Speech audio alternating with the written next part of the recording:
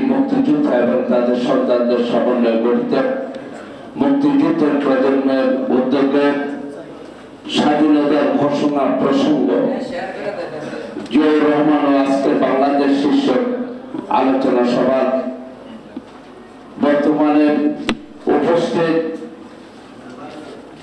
আজকের সম্মানিত প্রধান অতিথি, আমাদের সকলের পরম শ্রদ্ধেয়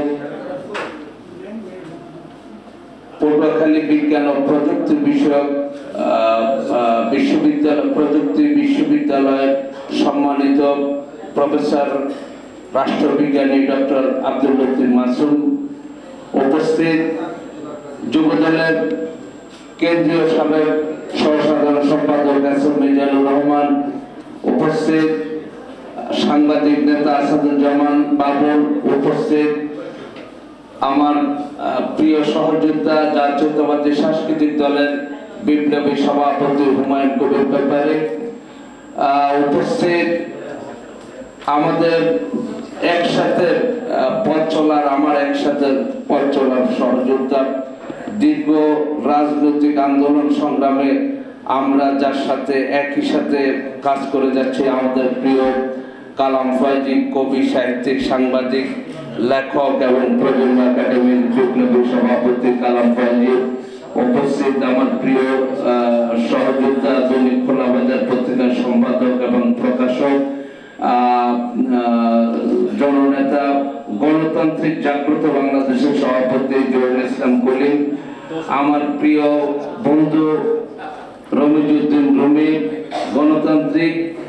উন্মুক্ত গণতান্ত্রিক পরিষদের বিপ্লবী সভাপতি, আমাদের ইউনুস ভাই, তার মুক্তিযুদ্ধের প্রজন্মের ঢাকা মহানগরের বিপ্লবী সভাপতি কুরাইশি সহ আমরা যারা দীর্ঘ সময় এই অনুষ্ঠানকে সফল করার লক্ষ্যে আমাদের এক কথায় আমাদের অত্যাচার সহ্য করতেছেন, আপনাদের সকলের প্রতি অনেক কৃতজ্ঞতা বন্ধুরা। আমি প্রায় একটি কথা বলি, দেশ আসলে চরম সংকটে নিবর্তিত। বাংলাদেশের বিরুদ্ধে নানামুখী চক্রান্ত এবং ষড়যন্ত্র শুরু হয়েছে। এই ষড়যন্ত্র এবং চক্রান্ত রোখার জন্য এই মুহূর্তে ঠিক আওয়ামী ফ্যাসিবাদের বিরুদ্ধে যেভাবে জাতি ঐক্যবদ্ধ হয়ে এদের বিরুদ্ধে রুখে দাঁড়িয়েছিল, ঠিক একই রকম দেশ যে গভীর সংকট, এই সংকট থেকে দেশকে উদ্ধার করার জন্য সকল রাজনৈতিক শক্তিকে এবং সকল দেশপ্রেমিক শক্তিকে ঐক্যবদ্ধ হতে হবে। এই মুহূর্তে ঐক্যবদ্ধ হওয়ার আর কোনো বিকল্প পথ নেই। যদি আমরা ঐক্যবদ্ধ হতে পারি তবেই একটি গ্রহণযোগ্য নির্বাচন সম্ভব। না হলে যেভাবে কাদা ছোড়াছুড়ি আরম্ভ হয়েছে, যেভাবে দেশের বিরুদ্ধে গভীর ষড়যন্ত্র শুরু হয়েছে, দেশের স্বাধীনতা, সার্বভৌমত্ব এবং রাষ্ট্রীয় অখণ্ডতা আজকে চরম হুমকির সম্মুখীন। এই জন্য আমি অনেক রকম আলোচনা করা যায়, আমি সবিনয় বলবো, আসুন আমরা ঐক্যবদ্ধ হই এই দেশটার জন্য, যে দেশের জন্য ৭১ থেকে আজকের এই প্রেক্ষাপট পর্যন্ত আমার মনে হয় কয়েক লক্ষ লোক জীবন দিয়েছে এই দেশের স্বাধীনতা, সার্বভৌমত্ব এবং রাষ্ট্রীয় অখণ্ডতা রক্ষা করার জন্য। এই রক্তের মূল্যায়ন করি, সকল ষড়যন্ত্রের বিরুদ্ধে রুখে দাঁড়াই, দেশের স্বাধীনতা, সার্বভৌমত্ব এবং রাষ্ট্রীয় অখণ্ডতাকে রক্ষা করি। ইদানিং শুরু হয়েছে দেশপ্রেমিক সেনাবাহিনীর বিরুদ্ধে অপপ্রচার। বন্ধুরা আমার, বিভিন্ন জায়গায় সেনাবাহিনীর বিরুদ্ধে বক্তব্য দেওয়া, এটা দেশের জন্য আরেকটি দেশকে হুমকির মুখে ঠেলে দেওয়ার মতোই আমি মনে করি। কারণ আমরা যখন সকল দিক হতাশায় নিমজ্জিত থাকি, তখন আমাদের দৃষ্টি থাকে দেশপ্রেমিক সেনাবাহিনীর দিকে।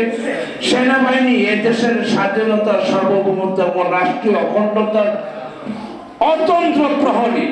সবাই বিশ্বাসঘাতকতা করলে দেশের সাথে সেনাবাহিনী কখনো করবে না। সেই সেনাবাহিনীর বিরুদ্ধে আজকে নতুন ভাবে চক্রান্ত শুরু হয়েছে, ষড়যন্ত্র শুরু হয়েছে।